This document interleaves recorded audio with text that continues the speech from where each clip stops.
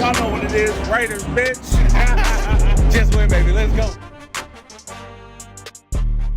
What is up, Raider Nation? It's your boy, Samoa Raider, and my co-host, Mr. Fitz. Y'all know what it is. Raiders, bitch. and welcome back to another episode of the Uce Nation Podcast, episode 22. And we got a very, very special guest up in the building.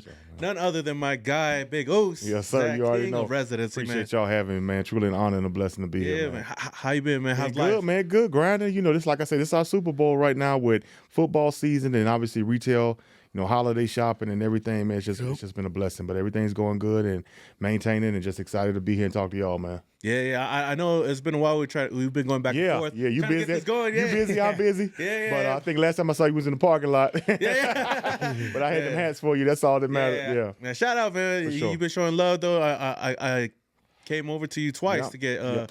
I know you recently. I don't know if you released them yet or not. The black on black and then the gray on black. That black on black I did, but not the gray on black yet, man. Okay. I always try to give So it I to got you. a little exclusive. Yeah, I give it to you first. Yeah, That's right. Give it to you first, Yeah. and then you can kind of season everybody with it.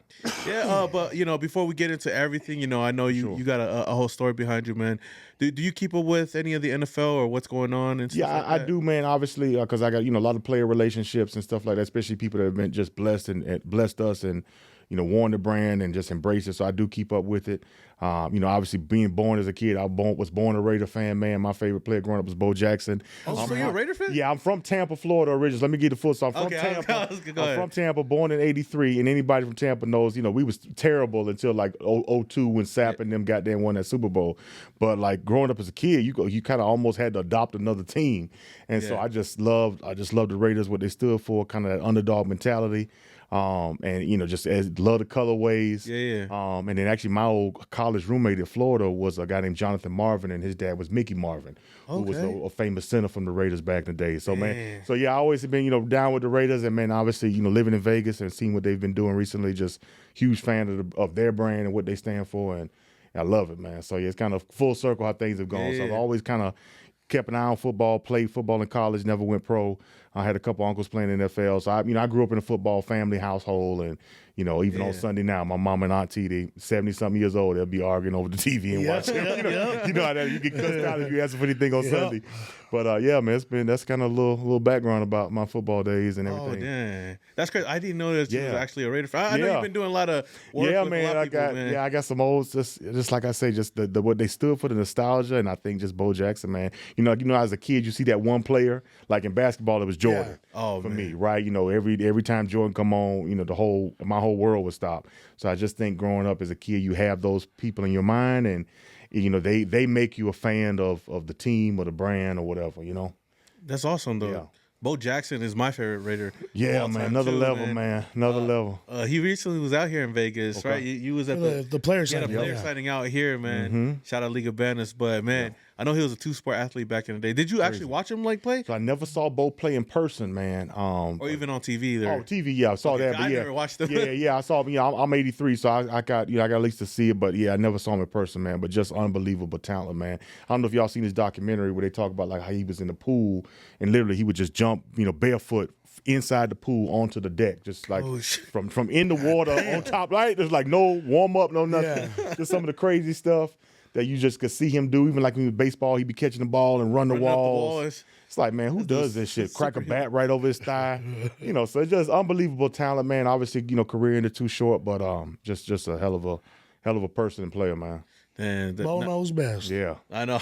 If only he stayed in the league a little bit longer. And it's crazy because his whole career was a year and a half, man. That's all it was, man. And he made a big difference. That's all you needed, man. But yeah, with that, I guess circling back over here. I mean, you said you played a bit of football, I did. right? So, I obviously played the University of Florida from 02 to 05. Oh, you a Gator. Yeah, a Gator, man. Kind of crazy transition. Recruited by Steve Spurrier that last year's class 02. And then obviously played with Ron Zook. And then towards the end, Urban Meyer came in there and did his thing. So, 3 different position coaches, 3 different head coaches. But a great football experience. A lot of cool memories and friends that obviously played on the next level. I wasn't there for the national championship teams, and I didn't go pro, but I mean, it was a great experience overall, man. A lot of the relationships I even have now with residency have been full circle with stuff that I've seen just from my college days, man. What position did you play? I played right guard and right tackle. Oh, yeah, man. So I was offensive lineman. Were you trying to go pro, or did you? I mean, I think everybody who goes D1. So I had a short career in high school. I only played 2 years of high school football. Oh, damn. So I was a basketball player, like by trade, kind of, and then ended up outgrowing basketball, and then started, now you playing O-line because you ain't on the court no more. So that's how I transitioned. But I think anybody that plays at that level obviously has aspirations to go pro. But I just think, unfortunately, at that time we went 8-5 every year. The only lineman we had drafted was a guy named Max Starks. Who played for the Pittsburgh Steelers. So everybody else was, kind of not really getting drafted. I wasn't getting much PT. So I kind of saw the handwriting on the wall. But the blessing of it was a lot of times, you guys talk to players, they go through this reinvention process. Yeah. And I was forced to go through that at 21 because I knew I wasn't going pro. And if you know Bernadine King, my mama, you got to have a job to go in her house. So she's like, literally, she told me when I was getting recruited, she said, okay, you got 3 options because I'm not playing for your college. She said, you can either go to the Army, you can either get a football scholarship, or you can go to jail. And I was like, I guess I'll play football then. Right? But that was how Mom Dukes was. And she's just a straight shooter. Like, look, man, I've done all I can to get you up to here. If you want to, go to the next level, it's on you. So I think, at your short answer, everybody on that level, nobody plays D1 like, I don't have a dream to go. Yeah. But I just think as you get into the program and just see what it really takes, it's tough. Like our first day of orientation, the first thing they told us, football orientation at University of Florida said 99% of y'all will be going pro in something other than football. That was like their hello speech to the student athletes. And just getting people's mind right. Like it's that's true. And that kudos to the people that make it pro because that's such a limited group of people. Yeah. And at least it gives you like an opportunity to think about something outside of football, Correct. And a lot of guys don't. But like I say, 21, I already knew what I was doing. After I graduated from college, I immediately got into the restaurant business, started my own fast food chicken tender concept. So I grew that to about 56 stores from 23 to 30.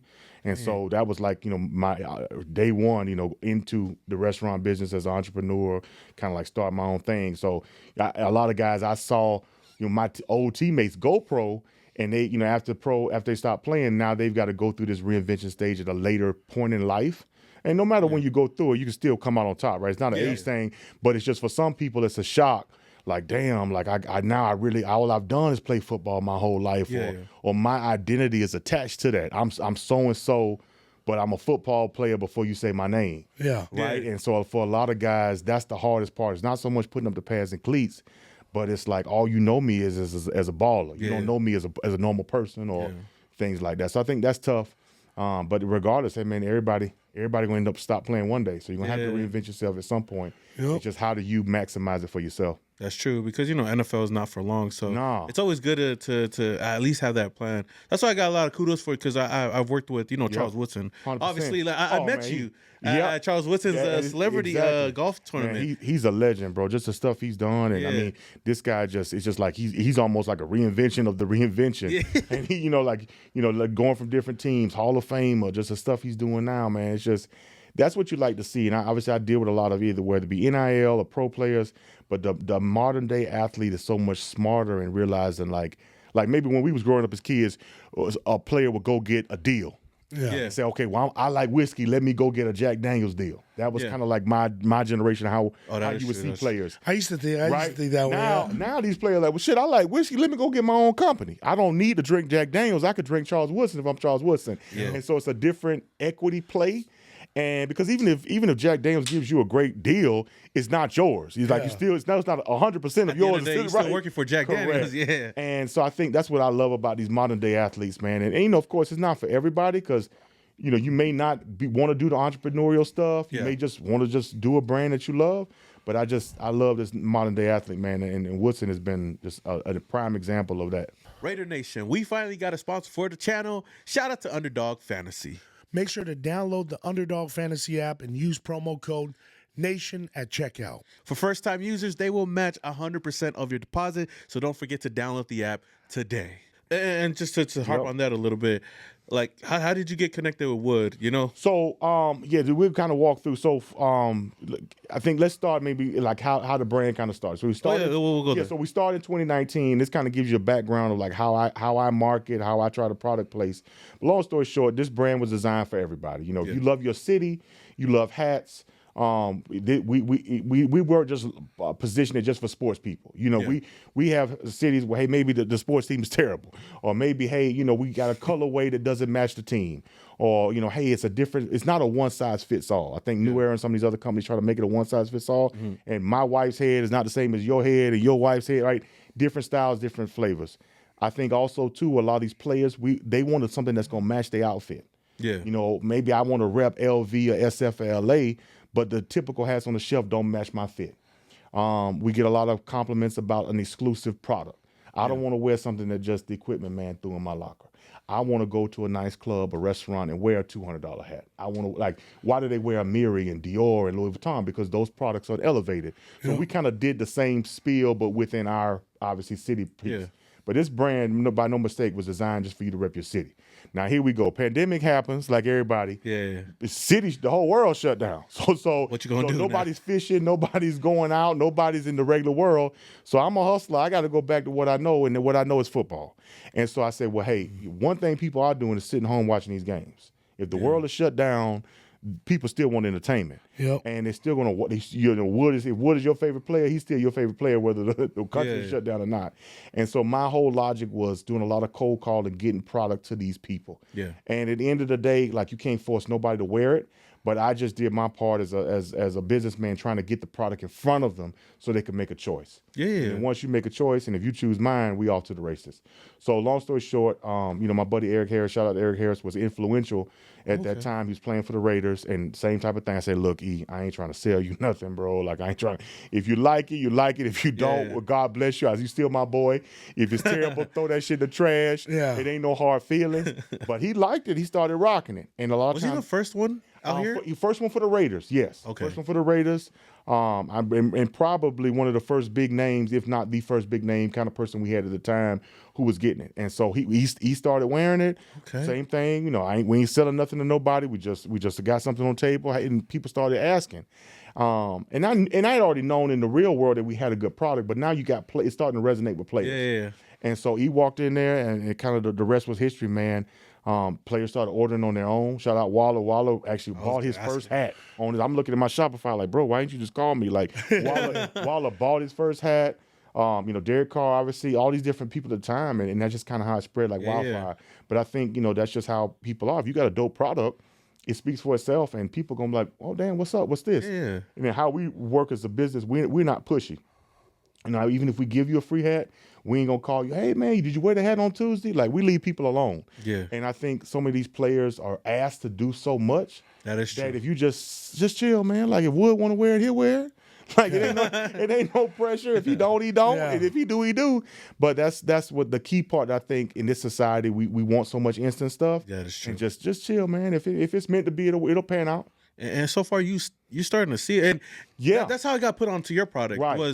Was because of the Raiders. I mean, obviously, we just moved to Vegas, and I started seeing Derek wear first, and then Waller was like all over with it, and I was Crosby like, "Damn, what is?" Yeah, and then Crosby.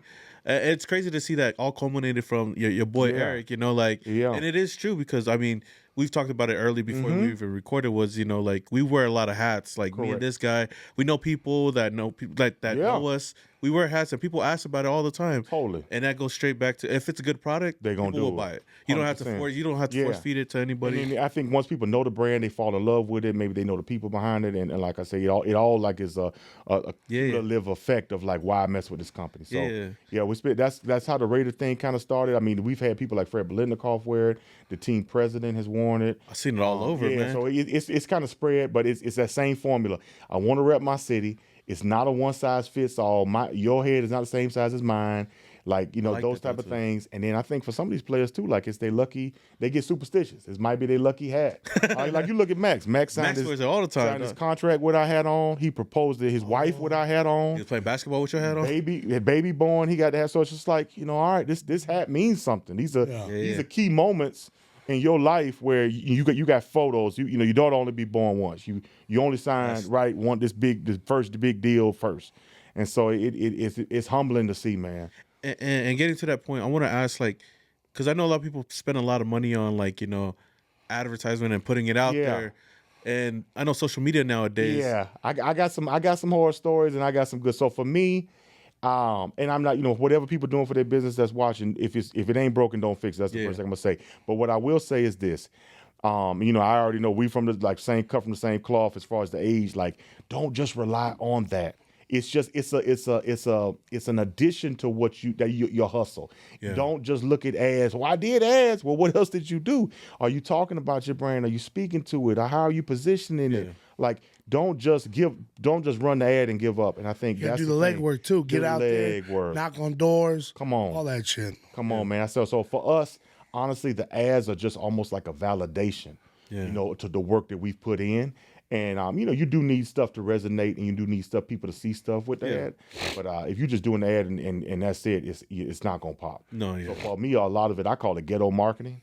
But that's what I do, man. That's sometimes the best marketing. It is, man. And it's that guerrilla marketing, that ghetto marketing where, we're not too pushy, but you're going to constantly see the product. I got a bunch of crazy stories I could just tell you, but just about how I've positioned the ghetto marketing. But that's the key piece, because it just keeps the product on somebody's mind. It's almost like, I don't even want you to buy a hat. I just want you to see this shit. Yeah. So that's just how we roll, man. I mean, if you don't mind getting into that, like I'll give you a small example, right? Like, so let's just take Pro Bowl weekend last year. Vegas, yeah. Right, Pro Bowl whenever it was Vegas, right? Everybody know the only club in town that plays good hip hop, consistent hip hop is gonna be Dre's. So where all the ball is going, they going to Dre's. So what do? You go to Dre's. I go to Dre's, but more importantly, what I do is I have all my cars branded in Residency. Oh, I remember Sprinter van, Escalade, all these different cars, and so I just parked in front of VIP. Valet PFP. So whatever. Oh shit! It's like when you go to this club, and when you leave, you see it. When you enter, you see it. So it's not even about a hat. But it's like, damn. What is that? It's that type of just presence, right? Just big weekends here. We live in Las Vegas. You got to take advantage of that. Right? Somebody might pop off a ball in the club, and the presentation says Residency. Yeah. It's like, damn, these motherfuckers. Like, I just seen them outside. Now they popping off. Like, and it may not even be me in there drinking, or you just send somebody else in there. It's just things like that to keep things on people's mind. Because what happened to me was I got a lot of free love from people, like I told you in the beginning. How could I afford to pay George Kittle in 2019 when we first started? How could I afford to pay Trent Williams, right? How could I have afforded? These people charge hundreds of thousands of dollars for marketing. Yeah. So they love the product. But what happens is you get a lot of high profile people in your umbrella, and then they start asking, well, damn, like, they don't want to be working harder than Zach, right? So, and I would ask the same question if I was Trent. Yeah. Like, well, damn, I don't mind wearing a hat, bro, but is it just Trent, or is it Max? Like, when are you working? And so I always try to leverage that relationship out. Like, bro, I'm working. You all you gotta do is wear the hat and do your thing. But like, when you look around, you be like, damn, like I see the presence of the brand, and I see it's not just all about me. They are working. And that what happens is that leverages out the relationship with a lot of celebrities, where they feel like, well, damn, I don't mind helping old boy because he's helping himself. Yeah. That's the key part. So speaking of like this Pro Bowl weekend, did you get a lot of love out of that? Like, I did. You get a lot of love. When I say love, with marketing, that's the thing, bro. You never know when it's going to really turn, when you get the ROI. So it's not like return of your investment. Right. It's not like it's going, I parked the van here and I made two. You're not going to do that. No, but the overall, you're going to get them. And like when I saw Trent later on, and like, you could just tell, like, are you working? Like, and he's complimenting me offline, but it's those type of things where, like, you're not going to get that initial pop, but over the course of time, you're building a brand. Like, to build a brand takes 10 years. Yeah. It really does. To really build it and something that's not going to break, something that's sustainable, that's honestly bigger than the co-founders or bigger than I could ever be. Yeah. It's going to take 10 years. So no telling when that pops. And that you never know. Maybe somebody. It literally, a lot of times brands forget this. In the beginning stages, bro, it's one customer at a time. It's one customer at a time. Yeah.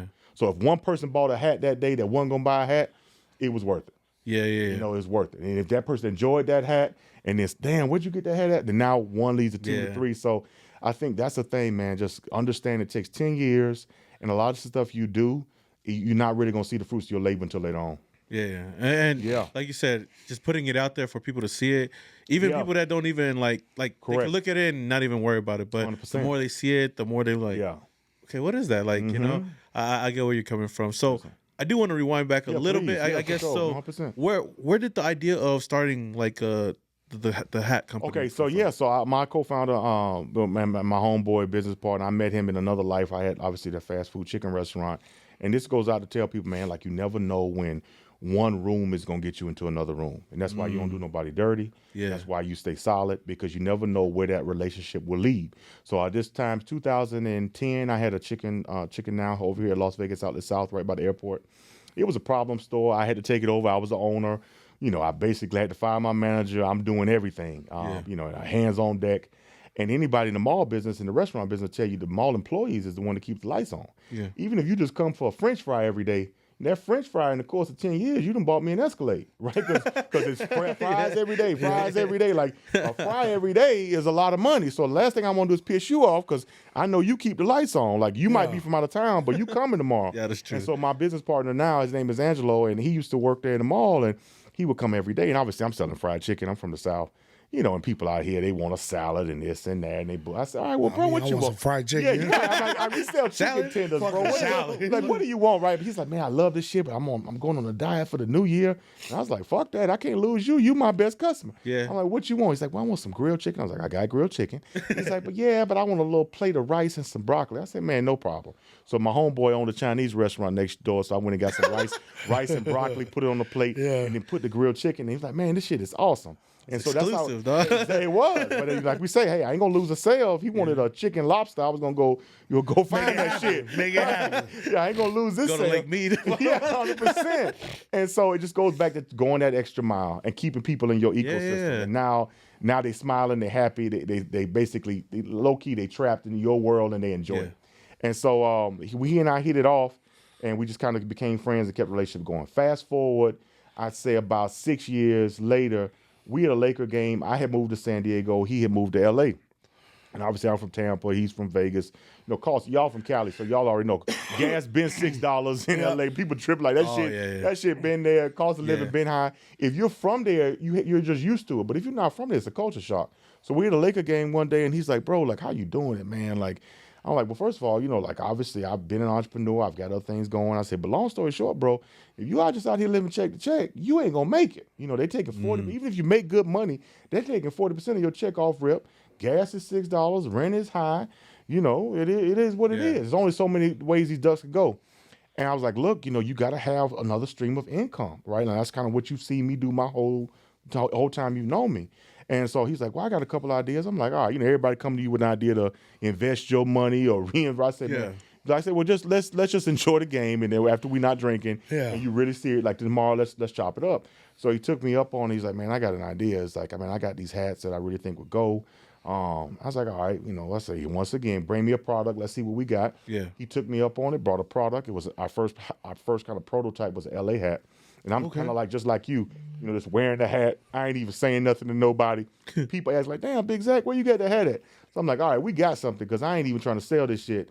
And people just not coming up to me like, where's the hat? Where's the hat? Yeah. So I was like, all right, so we got something going. And then we initially, we had a hat. We didn't even have a brand yet. Yeah. We just like, man, we got an LA hat. I was like, all right, but now we need to kind of brand this. And a lot of times people will come to me with different ideas. It's almost like I'm your zero to hero guy. I got an idea, but I don't really know how to make it a company. I just got a dope product. I just got something. Yeah. And so that's when the whole wheel started turning on how do we help people represent their city with residency. And then that's how one city led to a company that eventually led to what you see now. Damn, and I know a lot of people from LA, they want another like LA hat that's not affiliated with the Dodgers. Because I didn't know like how serious that was because I wore LA hats just to work the black and white one. 100%. But I'm not a Dodger fan. People were like, "Dang, you like the Dodgers?" Like, no, but then to see something like that was represented outside of being affiliated with the Dodgers. Right? And like me, I was wearing LA hats from Tampa. I'd never even been on the West Coast. I ain't never been. I'm in Tampa, Florida. When LA hat game album come out, I'm wearing hats, right? But it's one of those things like people just love it. The Dodger LA hat is a brand. It is not just a Dodger brand. It's the LA brand. Yeah. And that's kind of what we were trying to do. And that's kind of smart too. Giving people another option, right? Or hey, maybe it's an elevated option. Yeah. What was it? A black and white one or? First one, I was actually blue and white. Oh, okay. So we literally looked like a Dodger hat, but they had our own logo. And that's the cool thing about residency. We own our logos, but we also do hats. So we sell hats, but we also sell a brand. But yeah, LA was first. Then we did Vegas because obviously all of us had roots here in Vegas. Okay. Vegas was our second city, and third city was San Francisco. Okay. Those were the first 3 cities we kind of went to market with, and then now we're in 27 U.S. markets, and like I said, getting ready to go international: Japan, Canada, and Mexico. Sheesh. But it's the same play. You rep your city. Hat. We're a hat company, and that's kind of how we've grown, man, all organically. When we first started, we would just pick, hey, big cities, fuck it, do Houston, do Philly. Shit, where your mama from? But what we learned is, man, you end up having a lot of dope hats that sit on the shelf, a lot of dead inventory if you do it that way. So now true. I will not go into a market unless I'm going into, like, what's done is done. We in, but I won't go into a new market unless I go with an ambassador or somebody in there or an that'll represent it. Something. Yeah. I gotta walk in your hood and step with somebody. Yeah. Like if I'm not from there, I'm not just making just do a Milwaukee hat. Nah, we need some weapons before we go in here. From unless a market standpoint. Unless he's gonna rep something it, like that. Hey, because it sounds great on paper, and you may have a great design and great logo. True. But if you ain't got them people stepping in with you, because we've seen what worked. Right, like you look at how did you know about us? The key people that you watch were wearing the hats. It could have been the same dope ass LV, but if Derek Carr don't wear it, Crosby don't wear it, Waller don't wear it, I'm not sitting here today. So you need these people or these either institutions to kind of walk in there with you. We just did something at San Jose. We launched because we did a deal with San Jose Sharks, and we in their team store. But had it not been that type of it's not about the design and the color. It's really the marketing piece that's gonna get it to pop. Okay, and where did the name come from? Like, I think it's pretty dope name. Like I said, I'm the ghetto marketing guru. But where the name came from, we were trying to play off of obviously giving people opportunities to rep their cities. All right, so we already know that new colorways, new designs, new logos. And then we said, okay, well, who else has a residency? DJs have a residency, doctors have a residency, right? Like who is proud about what they do, where they live, where they from. Yeah. And so that's the kind of the word that how it came along with it. And in 2019, that Rick Ross Vegas residency song had come out. And I'm a huge Ross fan, and so I was just like, man, going through because I look at him and Hove, like in Jay-Z, like they almost giving you blueprints and they're giving you the play for like a business size music, but it's really like a rule book for me. Yeah. And so I was listening to that Vegas residency song, and I was like, man, what y'all think about this? And then, kind of plays off of what we're trying to do. And then the three in residency, the second E is because we got 3 partners. So it's myself and two other gentlemen that are owners of residency, like the main people, that kind of the day one type people. So that's kind of how we did it, and it's been a blessing, man. And you guys hit like 3 big cities first, right? What was it? Yeah, LA first, LA first, Vegas, and San Fran. Now San Fran was the first one. San Francisco, because people in the Bay hate when you say San Fran. So San Francisco was the first. SF was the first one to pop. But those were the 3 we launched with. And I can tell you like pretty much how SF popped. Same strategy, getting the influential people. But in 2021, we'd already been open for about a year and a half, and we'd had decent traction in sales. Yeah. But in 2021, man, like literally on every press conference, like Fred Warner, Debo, Trey Lance, Trent, everybody was just back to back to back. Every time they hop on a press conference, one press conference, 4 people was on the same press conference with I had. Shanahan, Trey, Trent. Oh, got the coach on there too. Coach Eric, coach. You guys got an Instagram for the SF hat? It's the same residency. No, residency. It's the same thing, but it will be on. It'll be on there. And so they just kept wearing on press conferences. So now it went to Reddit, and the people kept at, well, what the fuck is this hat at? I keep seeing this hat, like it's got to be a Niner hat.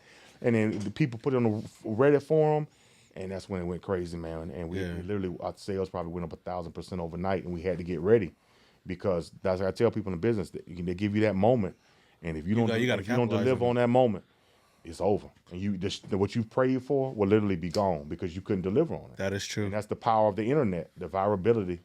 A restaurant closed 9 to 5, or a shoe store. We know we close at 8 tonight, but when you're on the internet, that shit 24/7. You got to get with it, and people are comparing you to Amazon. They don't give a fuck if I put my order in. Where the hell is my order at? So it is what it is, bro. But that's one thing I always tell people I mentor, man. Do not slow down momentum. Mm-hmm. Just ride that shit out. You will either get with it, you'll figure it out. No, but that was a great point because even though I'm not a big like Frisco fan, like. Their hats are clean. Thank you, fam. And I know like what he talked about earlier, shout out to the Uce Big Body. Yeah, 100%. He's been repping it all since day one, man. Yeah. So it's great to see that pop off, and then you guys going to all these other locations. And I see you guys dropped the Honolulu one too, right? We did. So that was big. That kind of started with basically through the Raiders with Marcus Mariota. At the time, he was actually playing for the Falcons, and his wife reached out to us, said, "Look, I want to do a hat in collaboration hat with y'all in honor of Marcus's foundation." And I was like, "Perfect." Nice. I felt honored to do it. And it's just kind of like a little success story. Why the reason why I want to tell y'all this is because it's like how a lot of times people talk themselves out of blessings, or you haven't even asked and you already like hesitant. So, long story short, obviously everybody knows Marcus is Nike's golden child, man. So huge relationship with Nike, and so we had a design and everything that we thought was on point. But she was like, "Man, at the end, I don't want to really rock any boat with Nike, right? Like, I love what you guys got going on, but at the same time, like, I can't do anything to affect the Nike." I said, "Look, we ain't trying to step on Nike. I mean, shit, I love Nike. I'm probably Nike best customer." I said, "But what I've learned is if you just ask people for their blessing, they can only either say yes or no." And so literally she asked the Nike rep and said, explained to them what she wanted to do, showed them the design, and we were able to launch a Marcus Mariota Honolulu Nike hat in the St. Louis colorway where he went, obviously, in high school. And it's been a blessing, man. And obviously the proceeds of that hat go to his foundation, but just unbelievable people to work with. And just obviously everybody knows what he's done in football, man, but just great people. And just speaks to, hey, if you don't know unless you ask. Yep. If you go into it expecting it not to happen, it's not going to happen. But if you go in there and say, hey, you never know. So she's seen it from... Well, she's seen it a couple ways. She obviously Raiders, because at that time, okay, I was gonna say the first time when she came on when he was obviously when we started, he was on the Raiders. Then also Eric Harris played with him again on the Falcons. Oh, you're right. So Eric played with him twice, and so she kind of like, all right, I've seen Eric wear these hats a million times, and of course we had sent stuff to Marcus too. But sometimes he got a nice haircut. Sometimes he don't want to wear a hat. Sometimes so I see like he wears, but what I'm saying, sometimes people are like that. And so, but she reached out, and that's kind of how everything developed, man. It's been a great collaboration and great people to work with. Okay, and then that comes back to I guess what I asked earlier about C Wood. That was the first time I met you. So C Wood. C Wood was a little bit of what I told you, but it was a little bit of what I'm gonna tell you now, which is obviously he's seen everything. You got to build a credibility book. That's true. Right? And I think for a lot of the celebrities, right, and put yourself in their shoes, you got to create an environment of credibility, professionalism, and you got to make people feel safe. Mm-hmm. Safe in the fact that, hey, I don't mind doing business with you, but like let's really stand on business, and let's not make it a homie hookup or a favor, or I ain't asking nobody for game tickets. I ain't asking nobody to borrow your car. You know what I'm saying? You just keep it professional. I ain't asking nobody to sign no jerseys, right? So it's just those type of things that I think that they enjoy because they get asked of stuff so much. So when you've worked with other professionals, that's almost like your resume. Well, damn, okay, I see Trent on here. I see Purdy on here. Okay, like I see, all right, these people are for real. Yeah. Because how could you have, 50 people rocking if you were a flaw or if you weren't solid? So that's first. And then I think that how I did it was I said, I'm selling a lifestyle. Obviously football is what took us to the moon, but what I'm selling is lifestyle. People that golf wear hats, fish wear hats, mothers wear hats, daddies wear hats. And so obviously with him doing his products with the Woodson whiskey, I thought it was a natural fit. Hell, I drank a glass of whiskey every Friday with my hat on. What I mean? Why not be some Woodson whiskey, right? Yeah. So that's how I looked at it, and I think marketing people get that. Like we're drinking goat fuel right now. Shout out Jerry Rice. Like this is lifestyle. Sure. I'm gonna drink an energy drink anyway. Might as well be the homie. Yeah. Might as well be something where we can kind of do a collaborative business thing. So yeah, man. I think that's how it happened. Putting lifestyles together, and then what took it when I met you. They had other hats there on that table. So you remember? They did. You remember when you checked in? They had other hats there, and like I said, we don't bother nobody. I just put my hat on the shelf, and they put their hat, and my hats flew.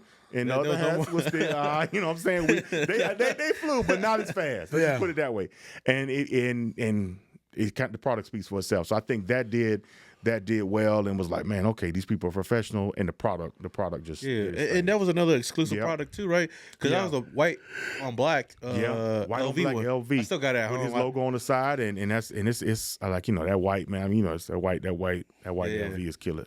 We just gotta get Mark Davis to wear it. Though. Yeah, with his white, yeah, you know, the white with silver. Maybe we got the team president, man, but we trying, man. But a lot of times the loophole sometimes with these deals, and you know, obviously I'm a small business, right? And we hope to be the level of a Nike or a New Era and those type of bigger companies. But a lot of times it's business, man. They've done these licensing deals with these companies, and you know, the hands are tied. It's not even that they don't want to wear, but the league has a deal. They have to wear certain products. Yeah. I mean, is there a city that you haven't hit yet that you want to hit? Yeah, for sure. I would say Detroit, Chicago. Definitely want to do Toronto. Ooh. On the Mexican side, definitely want to do Mexico City. We have a Jalisco one coming out. Okay. On the international, Tokyo. We got some stuff popping in London, getting ready to come. And bloody hell. And I was trying to think. Yeah, but those be the ones. And there's some cities that we have currently that I want to get popping. Like I tell people joking around, you know, like we have an Atlanta hat. I said, man, if you would have got Zach, 22 years old, in the strip club going to Atlanta, this would be our #1 seller. Right? So a lot of it is just, I'm 40, I got diabetes, I'm married, I'm home in the bed, baby, at 8:30. You know me, like, you know what I'm saying. So it's a time and a place. But some of these cities, like Miami, has a great logo. We've had good traction there, but like that can be expanded. Some cities like Houston and Atlanta, you got to get the streets first. Yeah, you know, they don't even care about sports. Like that is true. Like what the dope boys doing. I don't care about. I don't even care what Trent wearing. Like what homie on the corner wearing. Right. That's so. Yeah. You know, you got to get cities like that. You just have to learn the vibe. But that's why we made the brand. Yeah. It's like it ain't all about who's the superstar athlete. Hey, it might be your neighborhood superstar that gets it popping. Yeah. You know, so obviously Tampa, we launched a Tampa Bay hat. That's my hometown. I definitely want to see that one. I think we have a great logo. We've had obviously some coaches there wear, so I'm excited for that one. Yeah, man. Well, whenever you launch a Long Beach one, man, let me know. Yeah, that's coming. That's coming. That's where I'm from. We get that feedback especially in LA. Where hey, you know, you done LA, but you got to break the city down 4 or 5 ways to really. Because there's a lot of people that don't represent LA. Because I'm from Long Beach, and everybody will say, "Man, I'm not from LA. I'm from Long Beach." Right, 100%. So that's one that I think for sure we will have to definitely do. Even OC, with Orange County, we get a lot of requests for that. Yeah. But our #1 requested would be Chicago. Oh. #1 requested, like we obviously engage our customers for feedback. Chi-Town all day, anytime you do a poll but you know, I don't know if y'all been to Chicago, but a lot of these cities, like there's no grace. So that's the thing about this. When you come out stepping, you better come stepping because you're not gonna get a second chance. Yeah. So like, you know, and no offense, but to compliment us, we've hit some cities out like hit some home runs, like that LVU, like that So it's like, man, like y'all got a track record of like hitting homers. Like you can't come half-assing on this one if this, you know what I'm saying? So anyway, that's At least you know where to hit to next. Correct. Because people are asking, it's like supply and demand, you know? For sure. You just got to go hit it out the park. Which has been a blessing, yes, sir. So you mentioned that you're married, right? I am, yes, sir. So like me, like being a YouTuber and stuff like that, even doing content outside of working and being with my family, it's hard, like, you know, really trying to spend time or like balancing time. Correct. So I want to ask you have your so many different hats. Yeah, ain't no balance. I'm telling you that right now. So anybody sitting here talking about this and that, I think what you need is a partner that understands that and that's supportive. Facts. But I'm not even gonna tell you no lie, baby. I'm gonna be here at 3:30. I ain't gonna tell you that because I don't even want to be in that situation. Yeah. The other part of this conversation is getting somebody who's motivated and got their own shit going on. So now it's like, well, motherfucker, you ain't gonna be at 3:30. I ain't either. I'm going to get my own bag so we can double down with your bag. And now we got a bigger bag. And then the last part, I think there are some non-negotiables. Yeah. You know, Christmas, birthdays, you know, anniversaries. You know, you got to set some limits. Like it can't be business all the time. Yeah.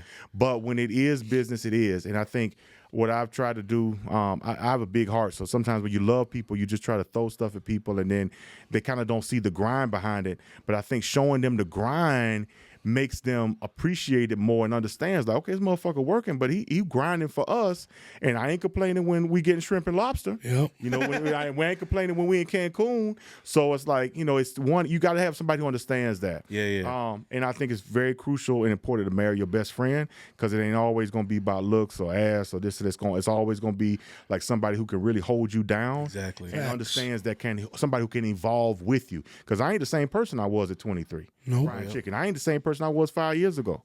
Like when I met my wife, you know, I was. They say every 7 years you redevelop. So you got to have somebody who understands that and somebody who's willing to develop with you. Yeah. And I think for a lot of women too, it's tough, especially because it's tough to tune out the noise. They got their sister, the home girl in their ear. So you really got to have somebody who can tune out the noise, focus. Hey, baby, they ain't got shit to do with our house, and this is what I'm doing to build for us. Exactly. And including them in the reward. Like, hey, I ain't eating Jerry Rice every day.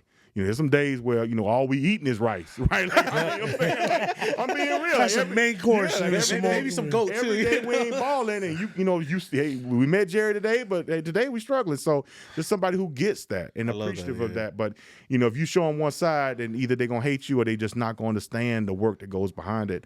Because keep in mind, my wife is 10 years younger, so I was already an entrepreneur before we got married. I got married in 2019. So the frying chicken days she didn't see. So she heard stories like, man, your boy used to work 90 hours a week. He had 56 chicken restaurants, and this motherfucker was hustling. But you don't. He said the chicken was good. I don't know. I wasn't there. So now you get the hat company like, nah, I told you I was gonna get Deion Sanders in a hat, and I got Deion Sanders in a hat. You saw the whole process, baby. Yeah. I'm sorry I got home at 10 that night and you cussed me out, right? Because I'm married a Mexican. You can go from Poppy to Pendejo in like 2 seconds. You ain't even did shit. But, you saw the fruits of the labor pan out. Yeah. And I think that's crucial. Yeah, and I think that's the toughest part is the process, you know? It's so easy to look at where you're at and like, dang, we riding high right now. Come on. But the process to get to that is like... Because I've dealt with my own struggles between that, spending too much time on 100%. just content. Yeah. And then, you like you said, you hear those talks after, it's like, it's going to pay off, man. Totally. And I think, too, with this, having because with the content side for you, I think this is cool. Because I'm content, too. But I'm content with fast. I'll give you, like, an example. Like, we made an agreement. I said, when I saw this hat coming, I said, look, before I even get started, you don't know this level of Zach, but I'm about to turn up. So let's make a rule right now. I don't care if your ex baby daddy's in a hat. I don't care. If you see somebody butt naked in a hat, these are paying customers. So I don't want to hear who is this? So and so on. I don't. They pay for their hat. So like understanding that like I need content to make this thing pop. If we don't, I sell hats. So if there's no fashion, there's no content, we don't have a business. But at the same time, you got to understand, like I can't get a call every time you see somebody who look good in a hat. Like who is she? Like we can't do that, dog. So this is the rule we gonna make. I wouldn't care if your ex-man was my number one customer.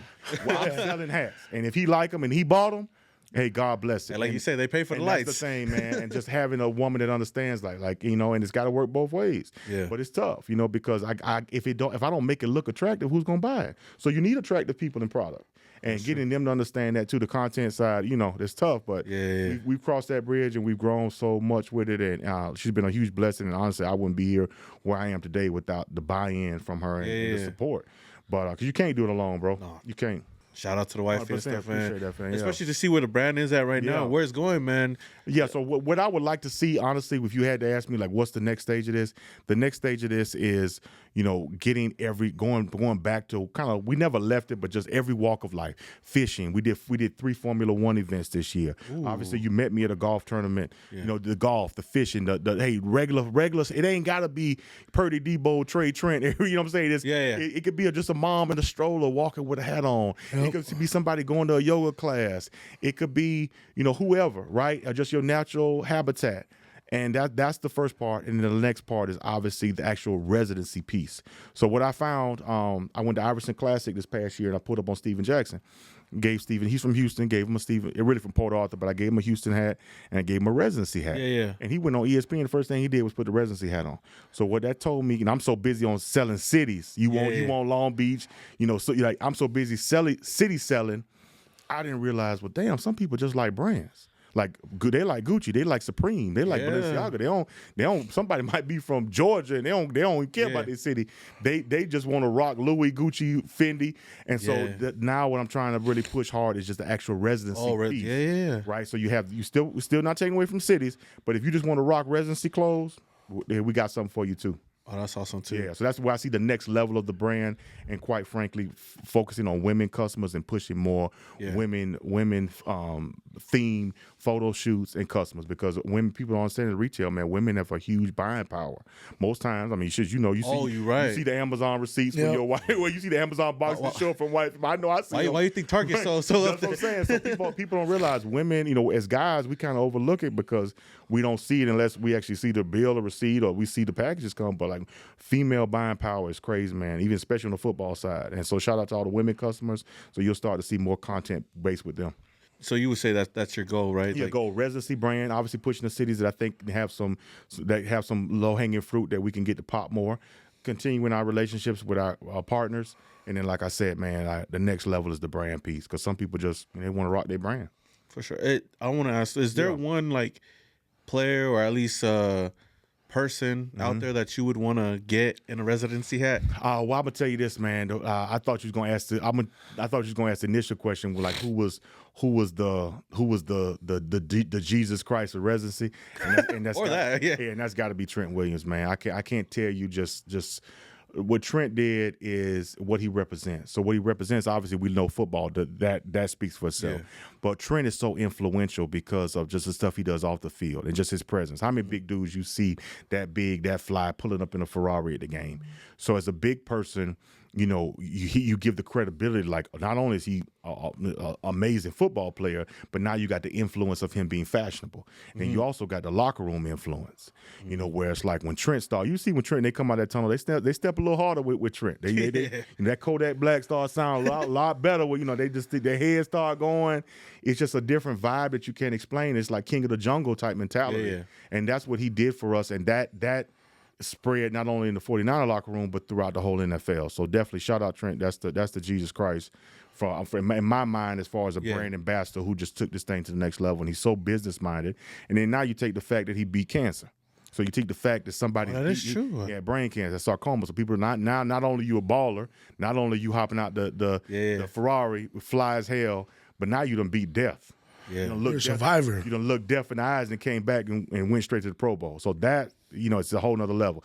Now, as far as who I would want in a hat next, you definitely got to say LeBron James, just because of what he's done from a marketing standpoint and what he can do, not the rooms and the situations, and just he wears hats. I would also say, man, like just somebody would be like Messi. You see what Messi done did down there in Miami, man. So somebody like that, those two would be the top off the top of my head. But I've had like those moments. Like I've had the third party's question. I've had those moments. Like I wanted somebody to throw a pitch in an MLB game with a hat on. That happened. Hayden Hurst did it for us. I'm a big Any Given Sunday fan. So Michael Vick was wearing one of our hats next to Jamie Foxx. So that did something to me. I love music. Yeah. Big Hov fan. I was sent Swiss Beats a hat. It's a picture with Swiss, Jay-Z, and OG Juan, and Swiss was wearing a New York joint. So just things like moments. I'm ambitious and I'm a visionary and I like to manifest stuff. Yeah. So when I see stuff like, damn, I got even Dion. I could love Dion. I told everybody we're gonna get Dion in the hat, and we did. But it was one of those things like you kind of set these goals and these targets, and it's just nice to see it come to fruition. And like I said, we ain't pay nobody. They wore the shit because they wanted to, right? So it's one of those things like you really like it. Yeah, exactly. You know what I mean? People send Swiss hats and shit. They don't wear it. So for him to be like, nah, this the one I'm wearing on the plane with Jay, that speaks to the brand. And that keeps you going, right? Like that's the motivation, dog. Yeah. That's the most. Something happened today and I went off the chain. Like something like I stay on my grind, but sometimes like stuff will just happen in the office, like little blessings, and I just go crazy at the office in a happy way. Something I'll think about it later on, but like every day something happens or something gets into my phone, and you just get excited about the hard work you put in, right? But you still know, like, hey man, I got to keep this train going. Still got a lot of way to go. Can't get complacent. But at the same time, you got to reward yourself and be like, man, look what I've done, or look what we've done to get in these rooms or with these people, and it's a blessing, man. Did you see yourself being in this position right now when you first started?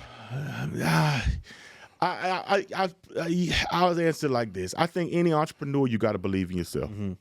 Everybody gonna tell you crazy. Full transparency, I had a corporate America job, probably making close to $200,000 right before I started residency. And I already knew that, this wasn't for me. I ain't working for somebody's not really for me. Yeah. But, when you tell a black woman like my mama, you about to quit your job and sell baseball caps, first thing she told me was take your fucking name off off the birth certificate. The second thing she asked me was if I was on drugs and what I was, so she could go ahead and research it and just, tell everybody else not to take that shit. And so, that's the thing, right? Because there's so much trauma. Like, Negro, you gonna quit your job? Like, what is you talking about? You got benefits? You know what I'm saying? Yeah. So but you gotta have that undeniable faith and belief, and nobody will believe. Even Mom, I love Mom to death, but she don't believe. Yeah. But when Derek Carr put that hat on, my baby, I knew you was that's my boy. I knew. I'm like, you all of a sudden, you didn't know shit, Mama. You the same one talking about I was crazy. So it's those type of things. I think you have to have that undeniable faith. Yeah. But to answer the specifics of, did I know Jamie Foxx and Dion? I didn't know all of course, no, I didn't know that. But I knew, hey, if you get me in that room, like I tell people, man, it's just like, you go to the club. If you don't holler at nobody, you ain't gonna bring nobody home. It's just that simple, dog. It really is. If you shoot your shot, you at least got a chance. All they can say is no. Yeah. Closed mouth don't get fed. I know, bro. And I think that's so many times in our culture, right, where like as minorities, we talk ourselves out the blessing because we ain't never seen nobody do it. Like for our kids, you can tell them, like, hey man, Daddy did this. Daddy reinvented himself 3 times. Now they see somebody. But like, who did we see? I didn't see nobody. I ain't see nobody, selling hats. Everything they were selling was illegal. Everybody was going, right. Everything was illegal. Everybody was going to prison. Right. All that so shit. It's like, who did we look up to? And I think now that it's simple momentum. And now they see that. And hey, I've still got a long way to go, bro. But at the same time, it's like, at least you started. Yeah. And they see somebody who wasn't afraid to take a chance to start. Yeah. And I think that's the crew. Because that's what you teach them, to not be afraid. I don't know what you're going to be, Lil Zach or Lil Johnny or whoever. But what I know you ain't going to be is scared to take a chance. Exactly. Because you've seen me. Anything you gone through, we done hit rock bottom 80 times around here, bro. Like, you preaching to the choir. Let me walk you through this, and it's in somebody there, because a lot of times as us, like, we're trailblazers. Every path we walk in, I can't call my dad and be like, Daddy, how'd you start your hat company? Like those people, those resources aren't there. So I think that's the key piece, man. Like, just having undeniable faith and just, man, going with your move. Because like I started residency in 2019. Yeah. All right. Full transparency, me and my partner started with $300 a piece. Mm-hmm. Angelo put in $300, I put in $300, right? In less than call it 4 or 5 years, we made over $2.5 million. I ain't never made that on a job. That's a blessing. I'm just saying. And it's not about me bragging about the money. It's about the testimony too. If I would have stayed on that job, $200,000 a year, right? But that still ain't where we at. Nope. And I wouldn't be sitting here drinking Jerry Rice or praising Trent. Or, you wouldn't have never seen Derek Carr in a hat. And so that's the thing, man. Like, what you can do when you just bet on yourself is going to be maybe scary as hell.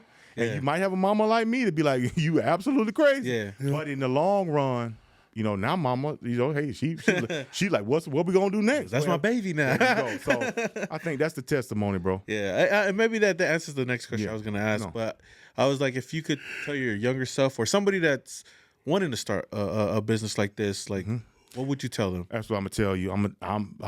This is what I'm gonna tell them. Start early. I knew at 16, 17 that I was an entrepreneur and I didn't want to work for nobody. Mm-hmm. I listened to people, go to school, go to college, do all that. And like I say, college ain't for everybody. Yeah. Now, college is a scam. Exactly. That too. That part. Fuck school. That part, 100%. But honestly, man, like it's not for everybody. If you going, and I'm not trying to tell nobody to not go, but what I'm telling you is, like, if you know deep down in your heart you got a plan and you got a gift. I started my entrepreneur career at 23. I should have started at 17. I should have been same thing, man. Come on. Like, when you look, if I could go back and know what I know now, I'd have been an entrepreneur at like fucking 13. I was already an entrepreneur. Just doing it the wrong way. It's the same skill set. It's the same skill. Relationships, communication, selling, positioning product, like reading people. It's the same. It's the same shit you learn, bro. Yeah. That you probably, now you might have to fine tune it a little more. Yeah. You might need reps, Like, okay, I need to practice my thing, but like, your bro, pitch, you got to get that shit down. But it's all the same shit. All the same thing, man. And I feel like a lot of people didn't know that until like pandemic hit. Correct. Then everybody started like, had no choice. Hey, I could be an entrepreneur now. Had no choice. You better be. You better come up with something other than you can't depend on these big companies to take care of you. And that's the thing. Either that or you was getting that EDD money. Yeah, that too. But I mean, delete that part. But it's just thing. Long story short, just go having that undeniable faith, going with your move, and starting early, and just starting, because that's the hardest part. Is just starting. That's true. Just that boom. I'm gonna start, and then boom. Once you start, you figure out how to swim. But I'm just gonna dive in, bro. And now that's like me when I was telling you earlier, when the scaffold company started going downhill, I had to jump into sales. I was like, fuck it. Started selling solar. Yep. Let's get it. Same shit. Sales. Totally. And you never know until you try. You know. And the other thing I can tell you too, man, like, you know, the other advice I would give is just creating your own fire. So like for me, I ain't gonna sit up here and lie. A lot of my fire is trauma. Like my mama had a raggedy car growing up, so I just, you know, I'm like you know, like a lot of it is trauma, but I've turned the trauma into something that motivate me to get off my ass. You know, I ain't have no rich daddy. You know what I'm saying? So a lot of these things is like it was fucked up, but I've turned the trauma into something to motivate. And like you look at people like if you're Purdy, for example. I sent Purdy a hat when Purdy was, you know, 4th string. Ain't nobody think. Yeah. You know, I show love. I don't big time nobody. Hey, man, you like hats? Fuck it. I don't care if you the janitor. You want a hat? Hey, man, you know, I've been blessed. Yeah. I'm gonna get whether it's reciprocated by you or not, I'm gonna be good. But the first time I saw Purdy and looked at his eyes, I said, man, this man's serious, bro. This is a stone cold killer, and he's serious, and he knows what he's. You can just tell with somebody's eyes, like I pulled up on 50 Cent one time. You can just see in somebody's eyes, like, what you can see, man, this mother, like this is different. Like, this person is really about whatever they own, and they not gonna be stopped. And that's the fire I try to look for in either entrepreneurs, because I can't get that out of you. If you don't want a better life, ain't shit I can do. Yeah, you know, I can tell you how to sell the hat, what logo, you know, what company, the thread count. You know, hey, this Jerry, I could do all of that. But like, if you don't have that fire to get off your ass, if you don't know the difference between tuna and lobster, I can't do nothing for you, dog. Exactly. Like, you know, I can't want it for you. Yeah. I can teach you. You gotta want it yourself. There you go. And so that's the hardest part, that when you deal, because everybody wants the result, but the process, man, and you gotta want it. You gotta want it on your worst day. Yeah. You know, like when your bank account negative, do you still want it? And that's when you come call me. Don't call me when, you know, everything is all roses. Like, you got to call me when you see these motherfucking floodgates and you don't know how you're going to make it. And so that's, I kind of look for trauma victims. Yeah. You know, people, this motherfucker, your light's been cut off. I work with you. You know what I'm saying? You ate ramen noodles. I see something. I know where you come from, man. You know about that. You know what I'm saying? And like, you do all kinds of shit. Don't get me wrong. Some people had the lights cut off. They still, hey, fuck it, lights off. The lights.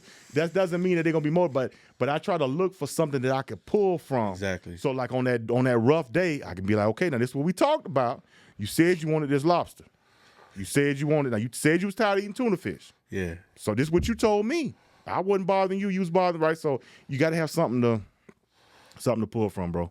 Yeah, for sure. Somebody got to want a better life. Raider Nation, real quick, we got a huge announcement, man. We are doing a fan appreciation giveaway for the very last game of the season versus the Denver Broncos. The Uce Nation will be taking one lucky person to the suite we got for the last game of the season.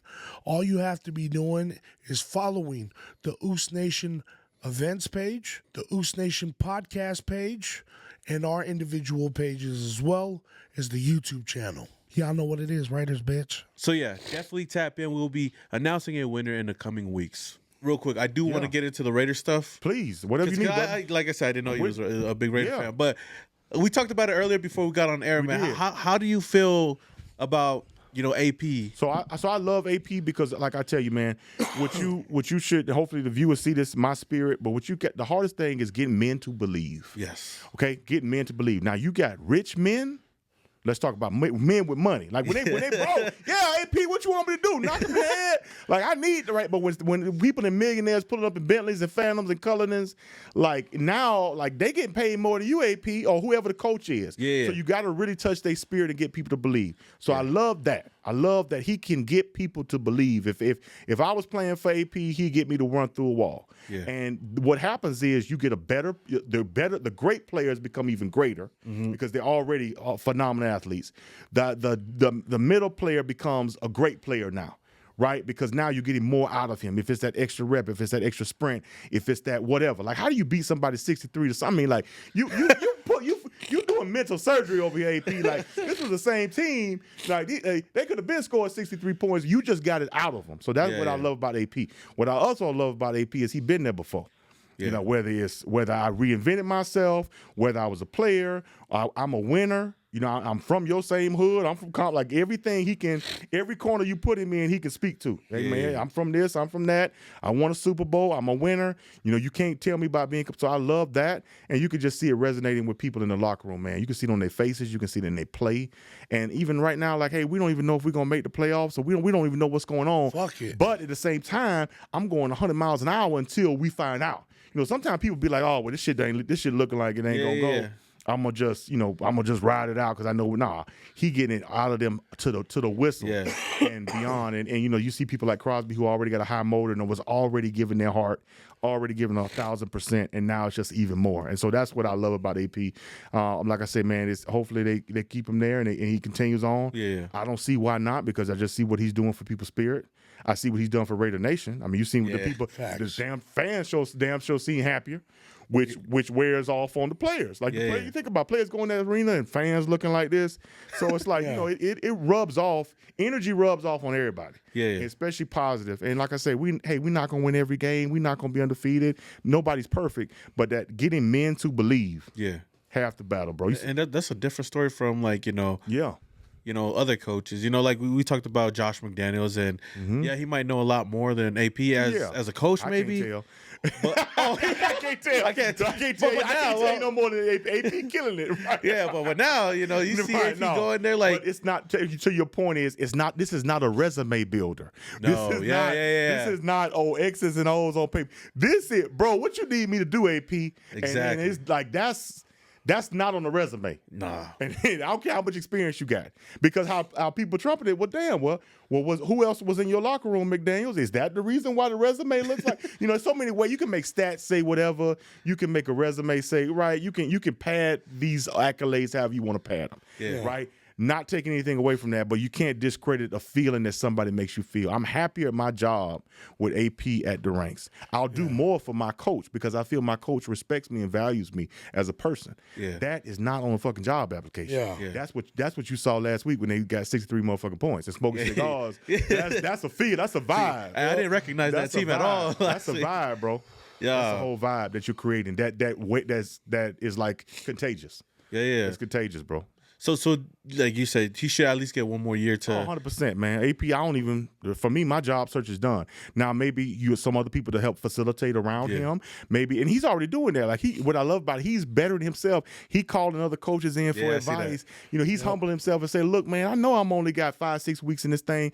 You know, come talk to me, Tom Coughlin. Come talk to me, so-and-so. You know, hey, you know, and where he may be essentially weak, he knows, hey, I'm going to bring in the people that are experts in this that can help me. Yeah. But once again, like that takes a special person to humble themselves and be like, look, man, you know, I might be a little rusty on this and I need you to help guide me on this. Or maybe it's inspiration.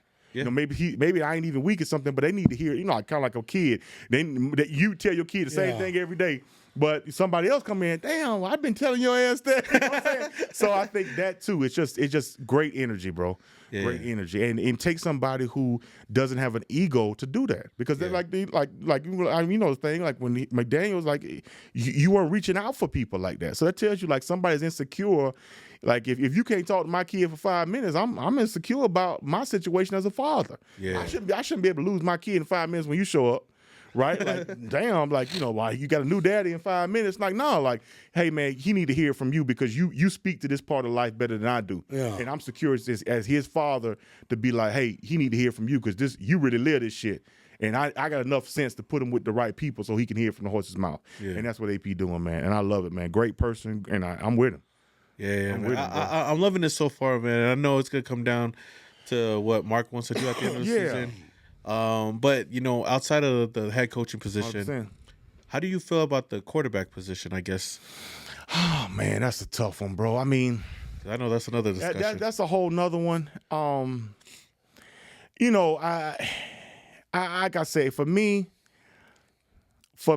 I like a story, right? I like the underdog story. I like giving people a fair shot. So I don't even want to kind of speak on that until the season is over. But I do like the effort, the energy that I've seen, and I will think that for Aiden O'Connell, like he was given enough faith to take the reins from the first two people in front of him. Yeah. So I feel like there's something there that's special about him. There's some type of level of confidence that people had in him to put him in that spot. To be all fair to him, he didn't think he was going to be playing this right now anyway. So he had to step up to the plate, almost thrown at the plate. And in my mind, he's done great. The other part that I think people don't give enough credit to, when you've been walking on eggshells all year with the previous coaching staff, man, it's tough to tough to be. It's almost like a damn surprise. Yeah. Like, damn, we can really breathe now. Like, so just give the man time to get in the seat. Hey, man, it's not all on him. Let him get comfortable. But like I said, I wouldn't make any rash decisions until the next year. Because what I don't want to see is you dump a bunch of money in that position and now it don't pan out either. A lot of people think throwing money at stuff is the answer, and it ain't, man. Money can't buy heart. So that's what I see, man. Just let the man see. 63 motherfucking points, right? Hey, that's what I'm saying. He was out there that game. So once I start to see some shit now, all right, now it's in him. Yep. We might have to facilitate some pieces, but to me, that ain't even a rock the boat conversation right now. The boat that needed to be rocked was the crew that was in there before, and they've handled that. And now it's just okay. Where do we plug and play? But I mean, if you got a stone cold killer, if you got somebody who makes sense, but I don't think trading 5-4 people for a key.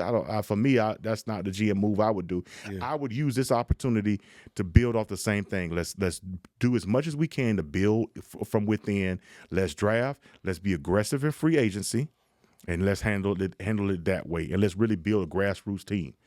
People that believe, like that old Raider team. Let's go back to building the nuts and bolts of people that you just know, even if they retire, that's a Raider. I don't give a fuck what other team you play for.